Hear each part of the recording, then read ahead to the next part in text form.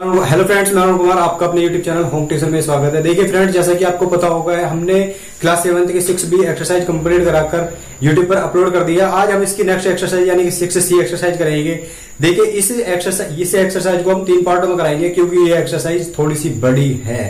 कितने पार्टों में करेंगे? 3 पार्टों में करेंगे क्योंकि ये थोड़ी सी बड़ी एक्सरसाइज है। कितने सवाल है इसके अंदर? 12 सवाल है। इसके हम चार सवालों की 3 वीडियो बनाएंगे और यूट्यूब पर अपलोड कर देंगे। देखिए इसमें थोड़ी सी वीडियो लंबी नहीं होगी। इसमें क्या फायदा होगा? इसमें थोड़ी सी वीडियो लंबी नहीं होगी, 4 सवालों की वीडियो बनेगी, छोटी वीडियो बनेगी। देखिए आप देख सकते हैं, हम यूट्यूब पर अपलोड कर देंगे। देखिए इसका पहला सवाल क्या है? पहला सवाल यह है, किसी संख्या x और 7 का गुणनफल 28 है तो वह संख्या है। देखिए इसके अंदर 4 ऑप्शन दिए गए हैं। देखिए सवाल आपको वीडियो पर स्क्रीन पर नीचे मिल जाएगा, ठीक है। इसका पहला सवाल है, सही विकल्प चुनना है। इसके अंदर 3 पार्ट दिए गए हैं। ए सवाल है इसका, किसी संख्या x और 7 का गुणनफल 28 है। किसी संख्या x, देखिए मैं सवाल कराता हूं आपको, सवाल आपको समझ आ जाएगा। मैं आपको बता देता हूं, किसी संख्या x और 7 का गुणनफल कितना है? 28 है। पहला पार्ट इसका यह है, किसी संख्या x और 7 का गुणनफल कितना है? 28 है। देखिए कोई किसी संख्या, हमें नहीं पता इसने क्या बोला, किसी संख्या, हमें नहीं पता कौन सी संख्या है, तो हम क्या मान लेंगे? x मान लेंगे, ठीक है फ्रेंड्स। इसमें किसी संख्या में 7 की गुणा करने पर योगफल कितना आता है? 28 आता है। देखिए सोल्व कर लीजिए इसको। यहां मल्टीप्लाई है तो इधर जाएगा तो डिवाइड में जाएगा, तो x इक्वल कितना हो जाएगा? 28/7। 7 से कटेगा 4 बार, तो x इक्वल कितना जाएगा? 4। x इक्वल कितना जाएगा? 4 आ जाएगा। देखिए 4 इसका कौन सा ऑप्शन है? इसका थर्ड ऑप्शन है। 4 ऑप्शन में से कौन सा ऑप्शन है? इसका थर्ड ऑप्शन 4 है। तो ये इसका कंप्लीट होगा, ये इसका आंसर होगा, थर्ड इसका आंसर होगा। ये सवाल आपका कंप्लीट। बी पार्ट है इसका, किसी संख्या x में 5 से भाग देने पर भागफल कितना आता है? 7 आता है। बिल्कुल सेम वही सवाल है, उसमें क्या था? गुणनफल था। इसमें क्या है? भाग है। क्या करना है? भाग करना है।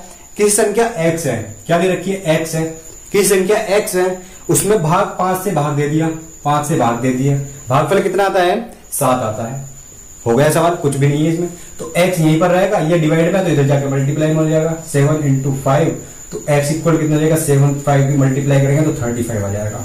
कौन सा ऑप्शन हो जाएगा? ऑप्शन हो जाएगा आपका इसका भी थर्ड। कौन सा ऑप्शन हो जाएगा? थर्ड ऑप्शन है। सी पार्ट है इसका, यदि एक विषम संख्या 2x + 1 है तो दूसरी क्रमागत विषम संख्या क्या होगी? ठीक है फ्रेंड्स। देखिए मैं आपको बता देता हूं।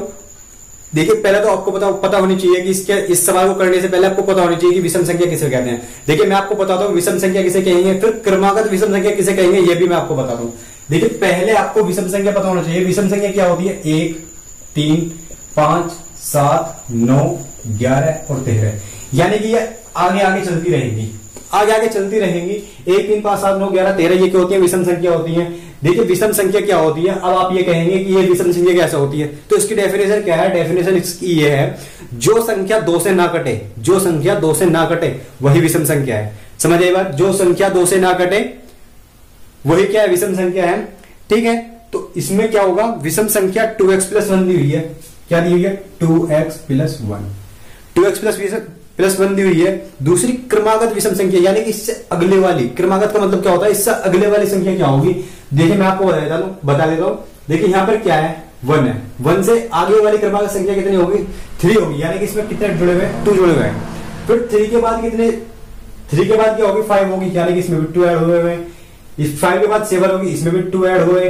यानी कि अगर हमारे पास कोई भी एक विषम संख्या है, अगर हम उसमें 2 ऐड कर देते हैं, अगर कोई भी हमारे पास एक विषम संख्या है और उसमें 2 ऐड कर देते हैं, तो उससे अगले वाली विषम संख्या आ जाएगी, यानी कि क्रम से विषम संख्या आ जाएगी। यानी कि देखिए आप समझिए, अगर हमारे पास 1 है, 1 में 2 ऐड करा 3 आया, 3 में 2 ऐड करा 5 आया, 5 में 2 7, 7 में 2 9।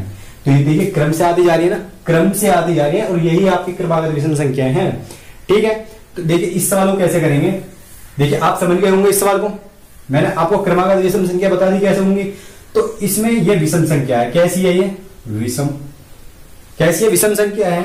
तो 2x + 1 है, इसमें 2 ऐड कर दो तो इससे अगली वाली विषम संख्या आ जाएगी। तो 2x + 2 और 1 कितना हो जाएगा? 3। ये इसका आंसर होगा। 2x + 3 इसका आंसर होगा। कौन सा ऑप्शन है इसका? सेकंड ऑप्शन है इसका। कौन सा ऑप्शन है इसका? सेकंड ऑप्शन है, यही इसका आंसर होगा। देखिए मैं आपको पढ़कर बता रहा हूं, सेकंड सवाल क्या है। कुछ गणितीय कथनों को रेखीय समीकरण के रूप में अभिव्यक्त किया गया है। देखिए रेखीय अभिव्यक्त, देखिए जो रेखीय समीकरण होती है वही रेखीय अभिव्यक्त करना होता है। सही समीकरण को छाटिए। देखिए इसके अंदर चार पार्ट है, इसके अंदर ए बी सी डी। किसी धनात्मक संख्या के 2/3, पहला पार्ट है इसका, ए पार्ट है इसका। किसी धनात्मक संख्या के 2/3 और 1/3 का अंतर 7 है उसका, इसकी फिर एक समीकरण दी हुई है। यानी कि इसने क्या बोला है, पहले तो इसने स्टेटमेंट बोला है, यानी कि पहले तो इसने हिंदी में बोल दिया कि ये है, फिर उसकी एक समीकरण दे दी, ये बताना है कि ये समीकरण इससे सही दी है या गलत दी है। ठीक है फ्रेंड्स, अब देखिए इसका पहला पार्ट क्या है, ए पार्ट है इसका, किसी धनात्मक संख्या के 2/3। देखिए किसी धनात्मक संख्या, हमें नहीं पता कौन सी संख्या है, हम मान लेते हैं x। इसका कितना है 2/3 यानी कि 2/3। किसी संख्या x उसका 2/3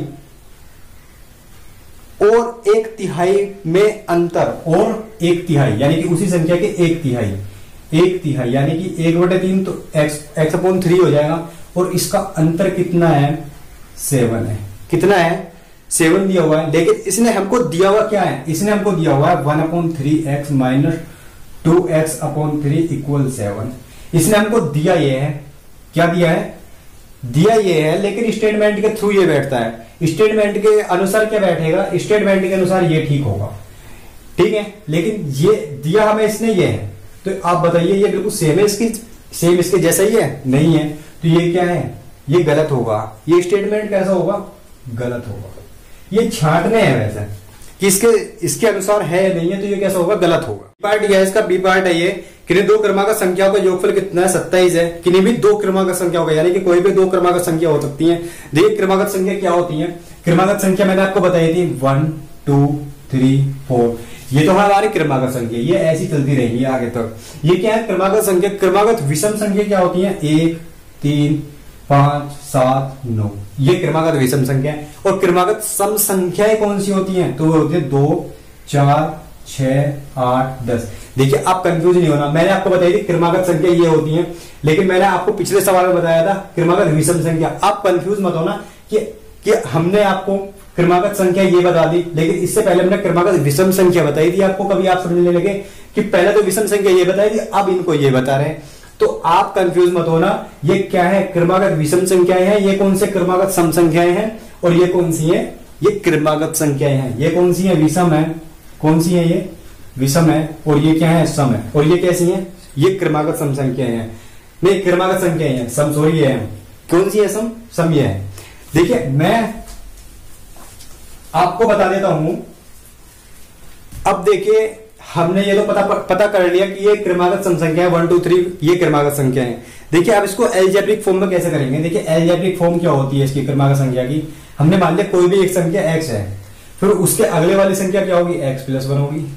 उसके अगले वाली संख्या क्या होगी, x+2 होगी। उसके अगले वाली संख्या क्या होगी, x+3, और ऐसे ऐसे चलती रहेंगी। ठीक है, देखिए कैसे, अभी देखो क्रमागत संख्या कैसे होंगी। देखिए हम मान लेते हैं x कितनी हो जाएगी हमारी, 1 हो जाएगी, x1 होगी। 1 में 1 ऐड करा कितनी होगी, 2 1 2 3 4, ऐसे तो चलती रहेंगी, ऐसे तो चलती रहेंगी, आगे तक चलती रहेंगी। ये क्या होंगी, हमारी क्रमागत संख्याएं होंगी। तो इसने क्या बोला है, इस सवाल के अंदर इसने बोला है कि क्रमागत किन्हीं दो क्रमागत, मात्र दो संख्या लेनी है हमको। मात्र कितने संख्या लेनी है, दो क्रमागत संख्याओं का योगफल कितना है। देखिए x है प्लस x+1, दो क्रमागत संख्याओं का योगफल कितना है, 27 है। कितना है, 27 दिया हुआ है। कितना दिया हुआ है, 27 दिया हुआ है। फिर इसने अपनी इक्वेशन दी हुई है। इसने इक्वेशन क्या दी हुई है, x+1 इक्वल 27। देखिए क्या हमारे इक्वेशन के बिल्कुल सेम दी हुई है ना, जो हमने इक्वेशन बनाई है। हमारी इक्वेशन ये है, दिया हुआ इसने ये है, बिल्कुल सेम इक्वेशन है ना, बिल्कुल सेम इक्वेशन है। ये बिल्कुल सेम इक्वेशन है, तो ये क्या होगा, सही होगा। कैसी होगी ये सही पार्ट होगा इसका। सी पार्ट है, किसी संख्या के दुगने में 8 जोड़ने पर योगफल कितना होगा, 50 होगा।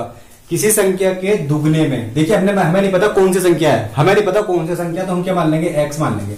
इसके दुगने में यानी कि 2 गुने में 8 जोड़ने पर, कितने जोड़ने पर, 8 जोड़ने पर योगफल कितना आया था, 50 आया था। किसी संख्या के 2 गुने में 8 जोड़ने पर 50 आया था।